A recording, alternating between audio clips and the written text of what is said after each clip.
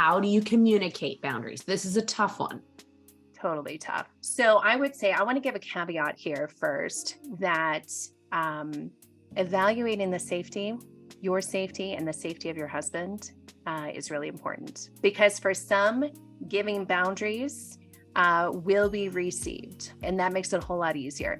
If your husband, however, if you set a boundary and you are afraid that he is going to be violent or he is going to like verbally attack you and whatnot, then that leads to a little bit different story. And that might be where the boundaries maybe are not verbalized as much, or maybe the boundary is, I have got to get away and get to safety first. So I just want to put that caveat out there, that really what I'm saying next is for the people who feel like there is some degree of safety. Of course, there doesn't feel like there's any safety after betrayal, but that degree of, if I'm not going to be physically safe, if I'm not going to be emotionally, sexually safe, then that's a different conversation. Okay, so going back in, then I would say then verbalizing those boundaries, really what you're going to do is you're going to verbalize what you need to feel safe and say, hey, I don't feel safe right now.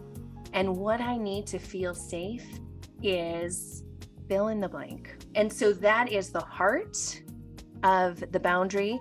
That is the strength behind the boundary. Instead of kind of arbitrarily of, I think I need to do this. No, this boundary is rooted in you, in your experience, your felt sense, your need for safety.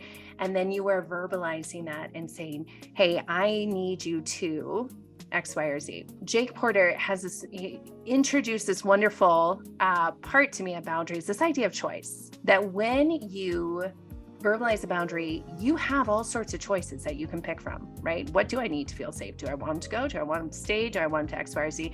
But also this idea of choice for him. And so verbalizing, and I think it's important, this was an important piece that he introduced that I loved, is when you give a boundary, when you verbalize a boundary saying, hey, for me to feel safe, I need you to be out of my bedroom, out of our bedroom. I need you to stay in the spare room. And I know that I can't make you do that.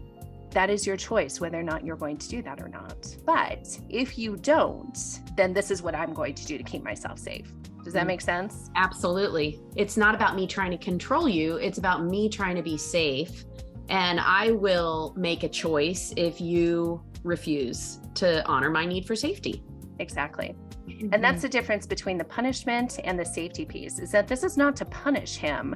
This is, the core is, I need safety. So I need you. I'm really requesting, I'm really offering you the opportunity to have a healing experience for you to honor my boundaries. We may or may not say this, but this is true. Like, we are offering them the opportunity to step up and help here. But if they don't, you still have that boundary need, you still have that safety need. And so then if you don't do this, then I need to do this. So if you don't leave the bedroom, I need to leave the bedroom. And that gives you information, doesn't it? Like, if he refuses and he tells you you're controlling and he turns it on you and basically makes you the bad guy. Yeah. That really gives you some information that his heart is not in a place of sincere remorse and recovery. Absolutely.